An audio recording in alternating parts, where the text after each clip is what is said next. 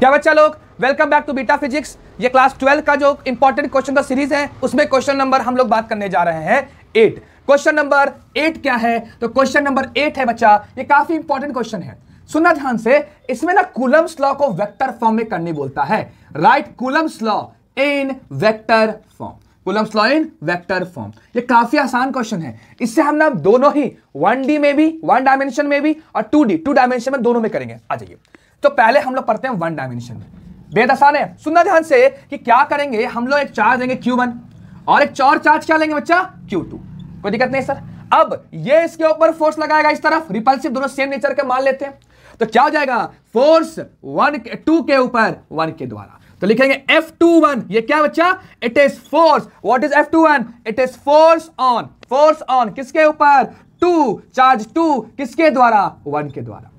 2 पर फोर्स कितना लग रहा है, 1 के द्वारा। F12 क्या होगा, मतलब ये इसके ऊपर कितना फोर्स लगा रहा है, ये इसके ऊपर, मतलब 1 के ऊपर 2 कितना फोर्स लगा रहा है। तो ये लिखेंगे फोर्स ऑन 1 ड्यू टू 2। आसान है ना, फोर्स ऑन 1 ड्यू टू 2। अब क्योंकि फोर्स लग रहा है तो इसके बीच का डिस्टेंस r होगा, लेकिन अगर डिस्प्लेसमेंट वेक्टर के टर्म में लिखे तो 1 से कहां जा रहा है, 2 की तरफ, तो इधर जाएगा बच्चा r12। r12 क्या हो जाएगा, r12 एक डिस्प्लेसमेंट वेक्टर है। r12 क्या है, एक डिस्प्लेसमेंट वेक्टर है। कहां से बच्चा, फ्रॉम 1 से 2। आसान है। वैसे ही R21 क्या है, यह भी एक डिस्प्लेसमेंट वेक्टर है। यह भी क्या है, एक डिस्प्लेसमेंट वेक्टर है। कहां से बच्चा, फ्रॉम 2 to 1। आसान है। R12 डिस्प्लेसमेंट वेक्टर 1 से 2, R21 डिस्प्लेसमेंट वेक्टर 2 से 1। आसान था। अब सुनना ध्यान से, आपको यहां पर दिख रहा होगा कि अगर हम F21 की बात करेंगे, मतलब 2 के ऊपर 1 के द्वारा फोर्स, तो उसका डिस्प्लेसमेंट वेक्टर हो रहा है R12। और अगर हम F12 की बात करेंगे 1 के ऊपर 2 के द्वारा, तो इस दिशा में कौन सा डिस्प्लेसमेंट है आपका, R21। तो लिखेंगे F12, चलो आ जाओ, मतलब पहला चार्ज पे दूसरा चार्ज कितना फोर्स लगा रहा है, क्या आ जाएगा, K बराबर Q1 Q2 बाय, अब देख F12 में कौन सा डिस्प्लेसमेंट वेक्टर है बच्चा, R21। तो R21 स्क्वायर और यूनिट वेक्टर लेंगे R21 कैप। सर आप ये क्यों कर रहे हैं, कोई भी वेक्टर की दिशा को बताने के लिए मैग्नीट्यूड और एक डायरेक्शन चाहिए, और डायरेक्शन का काम कौन करता है, यूनिट वेक्टर। तो यहां से R कैप क्या बच्चा, R वेक्टर बाय R, जिसे हम बोल सकते हैं R21 कैप क्या हो जाएगा, R21 वेक्टर बाय R21। तो लिख सकते हैं इसको K Q1 Q2। R21 को वैसे रहने देते हैं, इसको टच मत करो, और R21 कैप जो है बच्चा, R21 कैप को मस्त इसको यहां पुट कर दो। क्या हो जाएगा sir, R21 vector by R21, दोनों तो सेम है, इनटू हो जाएगा K Q1 Q2 by R21 का क्यूब R21 वेक्टर हो जाएगा। ये फोर्स ऑन 1 ड्यू टू 2 था, ठीक बा। अब देखो ध्यान से, इसको तुम चाहो तो ऐसे ही बोल सकते हो, K Q1 Q2 by R21 vector mod का क्यूब और R21 वेक्टर हो जाएगा। क्योंकि अगर बच्चा तुम इसको ऐसे लिखो या तुम इसको ऐसे लिखो, दोनों ही वैल्यू क्या है बच्चा, सेम है, दोनों में कोई अंतर नहीं होगा। याद रहेगा, दोनों वैल्यू क्या बच्चा, सेम, दोनों में कोई अंतर नहीं है। तो या तो आप सिमिलरली अगर हम करें बच्चा, सिमिलरली F(2) ड्यू टू 1, मतलब कि 2 के ऊपर जो फोर्स है 1 के द्वारा, वो क्या हो जाएगा, बताओ, K Q1 Q2 bye R, क्या हो जाएगा, K Q1 Q2 by R12 का क्यूब R12 क्या, ऐसा क्यों, या R12 वेक्टर। आपको खुद दिख रहा होगा बच्चा कि सर ऐसा है कि F21 की दिशा में कौन सा वेक्टर है बच्चा, R12। आसान है कि नहीं, बस आपको डायरेक्शन लिखना है। तो ये था आपका Coulomb's law in vector form 1 dimension. 2 dimension में आ जा बच्चा, देख एकदम आसान है, बस थोड़ा सा कॉन्सेप्ट लगाना है। तो 2 डायमेंशन की बात जब भी हम करेंगे 2 डायमेंशन की बात, तो पहला आधा स्टेप तो सेम रहेगा। 2D पे आ जा बच्चा, 2D पे आ जा, एकदम सेम है। देखो ये रहा एक कोऑर्डिनेट प्लेन, सुनना ध्यान से, पहला चार्ज Q1 कितना दूरी पर, R1 है ना, दूसरा चार्ज क्या बच्चा, Q2 कितना दूरी पर, R2, बराबर है कि नहीं। अब सुनना ध्यान से, इधर क्या लगेगा, ये हम पहले लिख चुके हैं, तो वहां पे सारा चीज लिखा हुआ है, फोर्स ऑन 2 ड्यू टू 1, 2 के ऊपर 1 के द्वारा फोर्स। इधर क्या जाएगा, 1 के ऊपर 2 के द्वारा फोर्स। सर कोई दिक्कत नहीं है। अब 1 से 2 आ रहा है, ये हो जाएगा 1 से 2, डिस्प्लेसमेंट वेक्टर 1 से 2, इधर क्या जाएगा 2 से 1, तो R21। कहीं कोई दिक्कत वाली बात ही नहीं है सर। तो पहला हिसाब तो क्लियर है बच्चा। अगर तुमको F12 ही निकालना है तो क्या हो जाएगा K Q1 Q2 बाय क्या हो जाएगा F12 के दिशा में F12 उधर जा रहा है तो उधर जाने वाला कौन सा है बच्चा R21। F21 इधर आ रहा है तो कौन सा है R12। इसका अलग अलग जो ब्रैकेट से मैंने कर दिया है। तो K Q1 Q2 क्या हो जाएगा F12 की दिशा में क्या बच्चा R21 का स्क्वायर R21 कैप। हम जानते हैं सर R वेक्टर होता है R इंटू आर कैप, तो आप क्यों इसको ऐसे बोल दीजिए कि R कैप क्या हो जाएगा R वेक्टर बाय R। तो R21 कैप क्या हो जाएगा सर R21 कैप हो जाएगा R21 कैप वेक्टर बच्चा और R21। तो मस्त इसको लिख देते हैं यहां पे। तो F12 वेक्टर हो जाएगा बच्चा K Q1 Q2 by R21 का स्क्वायर और ये हो जाएगा R21 vector by R21 square into 1 cube होता है K Q1 Q2 by R21 का क्यूब, है ना। सीधा लिख देते हैं, इसे कोई दिक्कत नहीं है R21 वेक्टर। अब बच्चा एक चीज है कि दोनों तो सेम है। यहां पर अब आएगा गेम आपका पॉलीगॉन लॉ का, सिखा देते हैं आपको, नहीं याद है तो। जो वेक्टर मान लो ऐसे जा रहा है, एक वेक्टर ऐसे है बच्चा और एक वेक्टर ऐसे है, तो जो तुम्हारे साथ है वो प्लस है, जो तुम्हारे अपोजिट है वो माइनस। घूम जाओ इसको लेकर कोई दिशा में, जैसे मन करे, ऐसे या ऐसे। हम ऐसे रोटेट कर रहे हैं इसको लेकर के।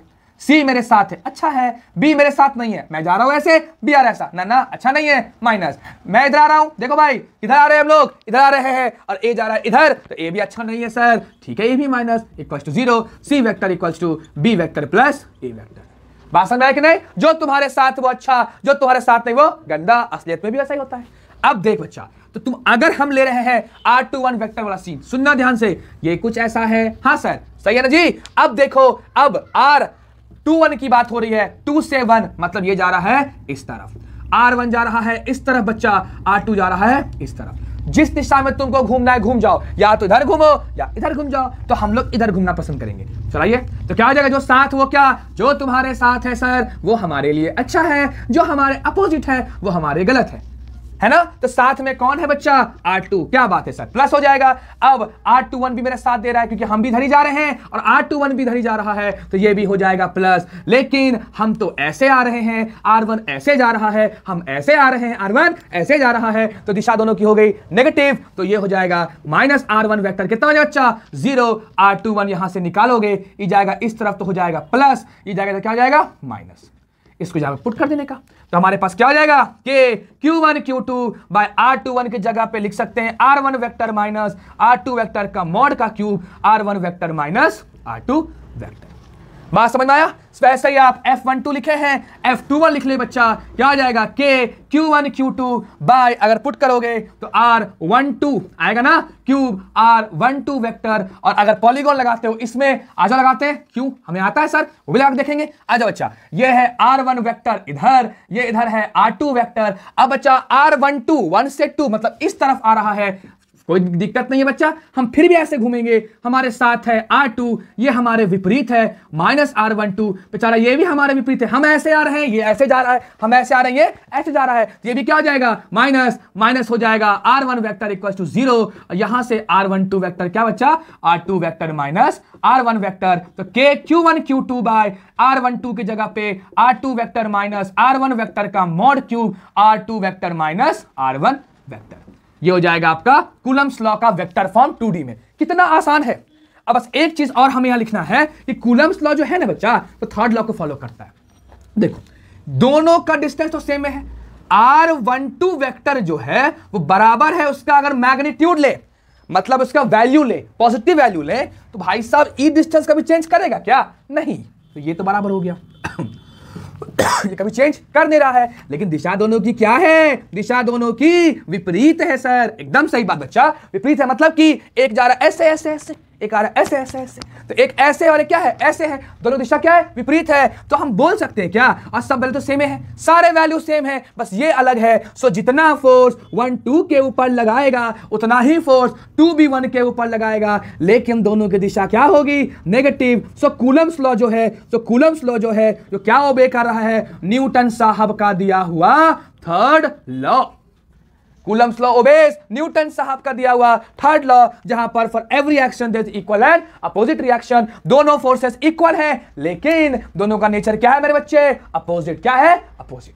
बोर्ड का तैयारी की टेंशन मुझ पे छोड़ दें, बहुत आसान से हम लोग कर लेंगे। तो क्वेश्चन नंबर 9 बोल रहा है superposition principle of Coulomb's law. तो यहां पर क्या होता है ना, मान लो एक चार्ज है मेरे पास Q, अब इसके पास Q1 चार्ज बगल में है, Q2 चार्ज बगल में है, Q3 चार्ज बगल में है, Q4 चार्ज बगल में है, ऐसे ढेरों चार्जेस हैं।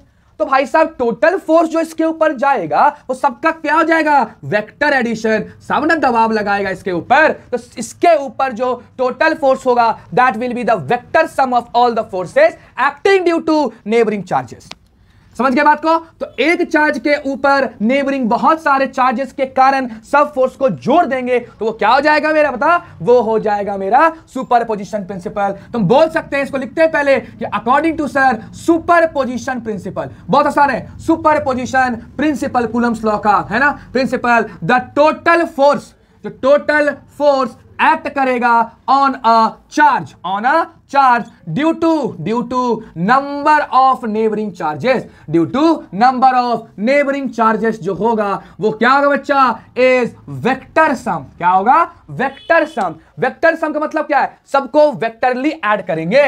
Is vector sum of the forces, vector sum of the forces जो एक्सर्ट किया जा रहा है बाय इंडिविजुअल चार्जेस, है ना। सब चार्जेस का अपना अपना फोर्सेस को जोड़ते जाओ। तो इस लेक्चर से पहले आप लोग जरूर हमारा जो पुराना लेक्चर है ना जिसमें हमने बात करा है वेक्टर फॉर्म में, वो जरूर पढ़ लें, ठीक है, तब जहां समझ में आएगा आपको। ध्यान से सुनिएगा, क्वेश्चन नंबर 8 जरूर देख लें।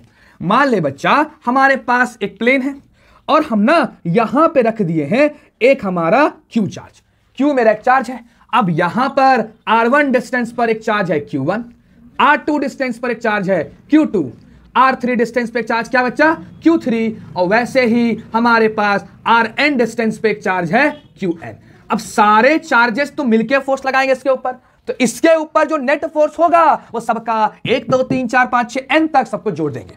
तो पहले निकालते हैं इसके बीच का फोर्स F1, क्या आएगा बताओ? K Q1 है ना, K Q1 बाय, अगर डिस्टेंस ले तो R1 का स्क्वायर R1 का क्या है बराबर, या फिर K Q1 R1 vector by, पढ़े थे ना, ये क्या हो जाएगा? R1 मॉड का Q बराबर। वैसे ही F2 वेक्टर हो जाएगा बच्चा K Q2 by R2 cube R2 cap, क्योंकि ये यहां पर हम लोग R कैप को चेंज करते हैं किसमें? R वेक्टर बाय R, और जब इसको पुट करेंगे तो R स्क्वायर इंटू R क्या हो जाएगा?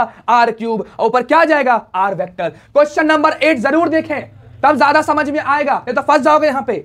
क्वेश्चन नंबर 8, इससे पुराना वीडियो जरूर देखें इससे पहले। तो ये आ गया बच्चा, या फिर ये एक तरह से दिखाएगा। अब बात करेंगे F3 के बारे में, तो F3 भी same K Q3 bye R3 cube R3 क्या वेक्टर, है ना। वैसे ही Fn क्या हो जाएगा मेरे बच्चे? K Qn by Rn mod cube Rn vector. तो सर इसके ऊपर टोटल फोर्स क्या होगा? सबको जोड़ दो बच्चा, सबको क्या करो? जोड़ दो, मतलब F नेट जो आएगा वो हो जाएगा F1 vector plus F2 vector plus F3 vector dot dot dot dot dot Fn vector. तो क्या हो जाएगा बच्चा? F1 वेक्टर का वैल्यू क्या है? K Q1 बाय R1 वेक्टर का mod cube R1 vector plus K Q2 by R2 vector का क्यूब, है ना, R2 vector dot dot dot K Qn बच्चा Rn वेक्टर का क्यूब Rn वेक्टर। आसान है। अब देख कॉमन निकाल सकते हैं ना बच्चा, निकाल दे common, K common Q common, क्या आ जाएगा बताओ? R1 वेक्टर, है ना। तो पहला में कॉमन आएगा बच्चा Q1 बाय R1 क्यूब, है ना, R1 vector plus Q2 by R2 mod function cube R2 vector dot dot dot dot dot Qn by Rn vector का क्यूब Rn वेक्टर। और ऐसे ही अगर हम इसको चाहें समीशन के फॉर्म में लिखने का बच्चा, तो KQ summation QI RI vector RI mod function cube I का वैल्यू 1 से लेकर के n तक। तो ये था सुपर पोजिशन। इसमें दिक्कत है, देखो मान लो ऐसे लिखा हुआ है x1 x2 x3, है ना, और x4। इतना लंबा लिखने से अच्छा है ना बच्चा ऐसे एक समीशन दे, xi लिख दो और I का वैल्यू कहां शुरू हो रहा है? 1 पे खत्म कहां हो रहा है? 4 पे। अगर मान लो ये नहीं होता, ये होता, मान लो ये होता, तो क्या लिखते हैं हम लोग? 2 से 4। अगर ये मान लो 15 तक करते रहते हैं हम लोग, ऐसे 16 तक, इतना क्यों लिखोगे? सिंपल सा x2 से शुरू हो रहा है बच्चा, 16 पे खत्म हो रहा है, तो हर बार x2 प्लस x3 प्लस चलते जाए तू लास्ट तक चल जाएगा बच्चा। आसान है कि नहीं? तो ये रहा super position principle of Coulomb's law. याद रहेगा? वेक्टर फॉर्म में, यहां पर वेक्टर सम में रहेगा। कोई दिक्कत?